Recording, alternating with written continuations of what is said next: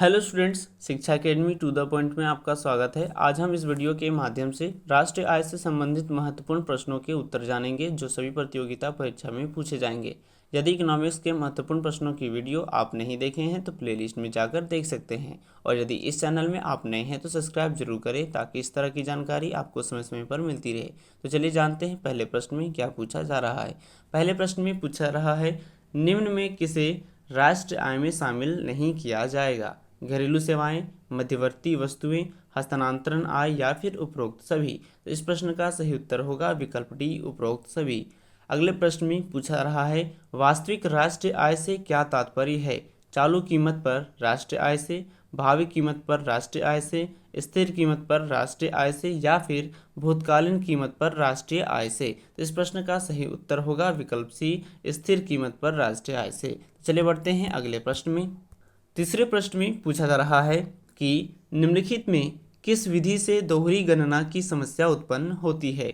उत्पाद विधि से, आय विधि में, व्यय विधि से या फिर उपरोक्त सभी में। तो इस प्रश्न का सही उत्तर होगा विकल्प ए, उत्पाद विधि से।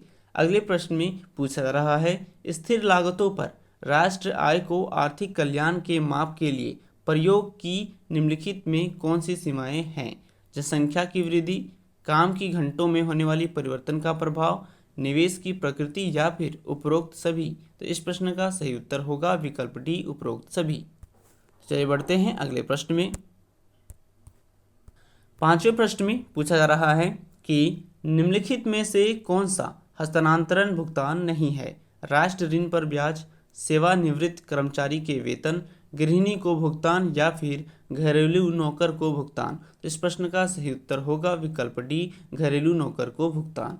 अगले प्रश्न में पूछा रहा है, निम्न में से किस क्षेत्र से भारत में सकल राष्ट्रीय उत्पाद यानी जीडीपी का सबसे बड़ा भाग प्राप्त होता है? कृषि संबंधित क्षेत्रों से, रक्षा तथा लोक प्रशासन से, सेवा क्षेत्र से या फिर विनिर्माण, निर्माण, बिजली तथा गैस से। इस प्रश्न का सही उत्तर होगा विकल्प सी, सेवा क्षेत्र से।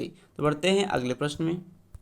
सातवें प्रश्न में पूछा जा रहा है कि व्यय विधि के माध्यम से जीएनपी की गणना में क्या शामिल नहीं किया जाता? सकल घरेलू निजी निवेश, निव्वल विदेशी निवेश, मूल्यह्रास व्यय या फिर निजी उपभोग व्यय। तो इस प्रश्न का सही उत्तर होगा विकल्प बी, निव्वल विदेशी निवेश। अगले प्रश्न में पूछा रहा है, किसी राष्ट्र की राष्ट्रीय आय होती है सरकार का वार्षिक राजस्व, उत्पादन कार्यों का योगफल, सार्वजनिक क्षेत्र के उद्यमों का अधिशेष या फिर निर्यात में से आयात घटाकर। तो इस प्रश्न का सही उत्तर होगा विकल्प बी, उत्पादन कार्यों का योगफल। तो बढ़ते हैं अगले प्रश्न में। नौवें प्रश्न में पूछा जा रहा है कि सकल घरेलू उत्पाद इसका मुद्रा मूल्य है वस्तुओं और सेवाओं के स्टॉक का, एक वर्ष में उत्पादित सभी अंतिम वस्तुओं और सेवाओं का, केवल बाजार के लिए उत्पादित वस्तुओं का या फिर बाजार के लिए और अपने उपभोग के लिए उत्पादित वस्तुओं का। तो इस प्रश्न का सही उत्तर होगा विकल्प बी, एक वर्ष में उत्पादित सभी अंतिम वस्तुओं और सेवाओं का। अगले प्रश्न में पूछा जा रहा है, राष्ट्रीय आय अनुमान की गणना करते समय निम्न में से किसको ध्यान में रखना अपेक्षित होता है? निर्यात मूल्य को जोड़ा जाना और आयात मूल्य को घटाया जाना, निर्यात मूल्य को घटाया जाना और आयात मूल्य को जोड़ा जाना, या फिर निर्यात और आयात दोनों के मूल्यों को जोड़ा जाना या फिर निर्यात और आयात दोनों के मूल्यों को घटाया जाना। तो इस प्रश्न का सही उत्तर होगा विकल्प ए, निर्यात मूल्य को जोड़ा जाना और आयात मूल्य को घटाया जाना। यदि यह वीडियो अच्छा लगा हो तो लाइक, शेयर एंड सब्सक्राइब जरूर करें और अपना विचार कमेंट करें। तो फिर मिलते हैं अगली वीडियो में नए प्रश्नों के साथ। धन्यवाद।